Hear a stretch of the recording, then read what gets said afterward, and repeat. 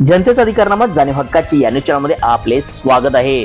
तिसगाव येथील कैलास मच्छिंद्र ससाने यांचा चोरीच्या उद्देशाने हल्ला करणाऱ्या हल्लेखोरांच्या गणपती विसर्जनाच्या आत मुसक्या आवळू पोलीस निरीक्षक संतोष मुटकुळे बताव क्या है सोना किधर है असे म्हणत पाथर्डी तालुक्यातील तिसगाव येथील कैलासवासी मच्छिंद्र तुकाराम ससाने यांचा 6 सप्टेंबर रोजी चोरट्याच्या हल्ल्यात मृत्यू झाला होता। आरोपीचा लवकरच तपास करून त्यांना अटक करावी म्हणून तिसगावातील ग्रामस्थांनी तिसगावातील सर्व दुकाने बंद ठेवून गावातून मोर्चा काढला होता। बाजार तळावरील महादेव मंदिरासमोर झालेल्या जाहीर निषेध सभेत गावातील सर्व व्यापारी वर्ग मोठ्या संख्येने उपस्थित होते। गावातील 3-4 ठिकाणी झालेल्या चोऱ्या आणि शालेय विद्यार्थिनीचा होणारी छेडछाड याविषयी ग्रामस्थांनी आपला संतापजनक भावना तीव्र शब्दात व्यक्त केल्या।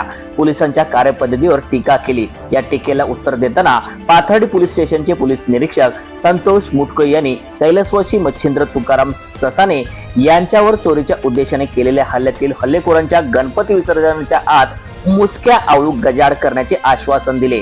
तसेच या तपासणीसाठी पाथर्डी 2 पोलीस पथके आणि स्थानिक गुन्हे अन्वेषणच्या विभागाची 2 पथके तयार केली आहेत। ते आरोपीच्या मागावर आहेत। सीसीटीव्ही फुटेज वरील संशयित आरोपी निश्चित पकडले जाणार आहेत असे सांगितले।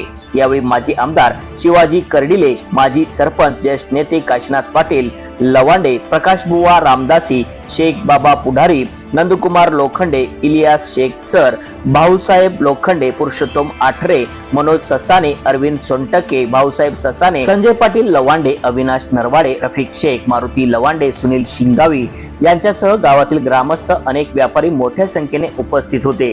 याबाबत पाथर्डी पोलीस स्टेशनला गुन्हा दाखल करण्यात आला असून गुन्हा रजिस्टर नंबर 844/2024 भारतीय न्याय संहिता 2023 चे सुधारित कलम 103(1), 309(6), 331(8), 127(2) याप्रमाणे मयताचा मुलगा बाळासाहेब मच्छिंद्र ससाने राहणार तिसगाव तालुका पाथर्डी यांनी गुन्हा दाखल केला आहे। त्यात त्यांनी असे म्हटले की 6 सप्टेंबरच्या रात्री 12:45 दरम्यान 3-4 चोरट्यांनी चोरीच्या उद्देशाने मयताच्या डोक्यावर तीक्ष्ण हत्याराने वार केला। घरातील माणसे घरात झोपी गेलेली असताना घरातील बाहेरून कड्या लावलेल्या होत्या। शेळ्याच्या गोट्यात काही लोक चोरी करण्याचा प्रयत्न करत होते म्हणून मयत मच्छिंद्र ससाने यांनी हे झोपेतून जागे होऊन त्यांनी घराचा दरवाजा उघडला असता त्यापैकी एका इसमाने त्यांना दरवाजातून जोरदार धक्का देऊन खाली पाडले आणि घरात घुसून मारहाण केली आणि मयताच्या पत्नीस बताव क्या है सोना किधर है असा दम देत असताना यातील एका मयताच्या डोक्यावर वार करून त्यांना जीवे मार ठार करले।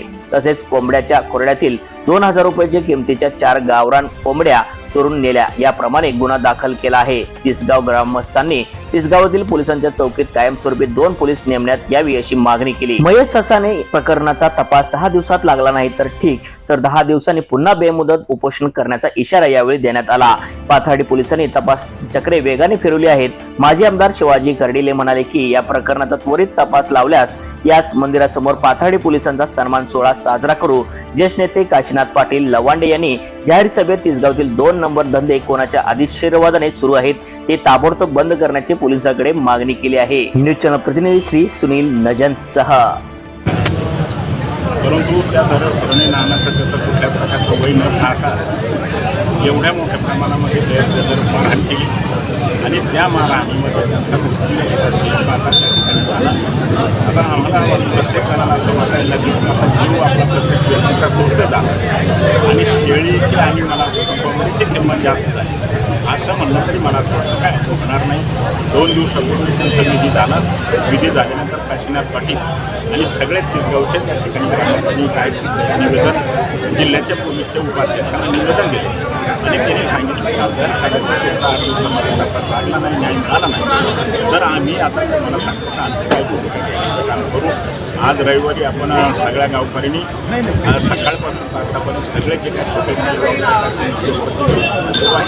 त्यांनी पूर्णपणे बंद ठेवला आणि सगळेजण शेतकरी मोर्चामध्ये नानांना श्रद्धांजली वाहण्यासाठी पाठिंबा दिला आणि विशेष करून पाठिंबाच नाही.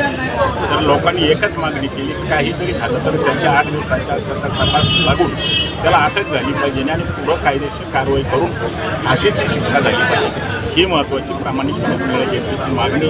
आणि दुसरी मागणी, कारण तिसगावची लोकसंख्या पाहिला, परिसराची लोकसंख्या पाहिली आणि सगळ्या पातळीच्या लोकसंख्या पाहिली तर मोठ्या प्रमाणाने लोकसंख्या वाढत आहे. आणि गावात राहणाऱ्याची संख्या फक्त 20% लोक राहतात आणि वस्तीवर राहणाऱ्याची लोकांची संख्या 80% राहतात. पोलीस खात्यामध्ये स्टाफ कमी आहे आणि कमी असल्यामुळे कुठल्याच प्रकारच्या लोकांना न्याय मिळत नाही.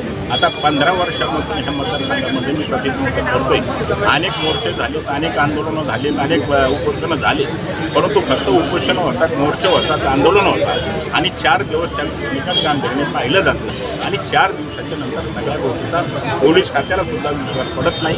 म्हणून आम्ही आता उद्याच्याला आपल्या जिल्ह्याचे अधीक्षक ते ओला साहेबाकडे जाणार, भेटणार आणि त्यांना सांगणार का आता आमच्या जे काही ज्या तिसगावचा आणि तिसगावच्या परिसरामधले जे काही प्रश्न आहेत, नेहमी शाळेमध्ये मुलींची शिक्षण मोठ्या प्रमाणावर होती. शिक्षणाच्या प्रमाणे लोकांना सुद्धा भीती वातावरण निर्माण झालं आहे. तर त्यांना एकच आम्ही मागणी करणार का हा सगळा तपास जिल्हा तुमच्या त्या ठिकाणी असणारा LCBकडे द्यावा.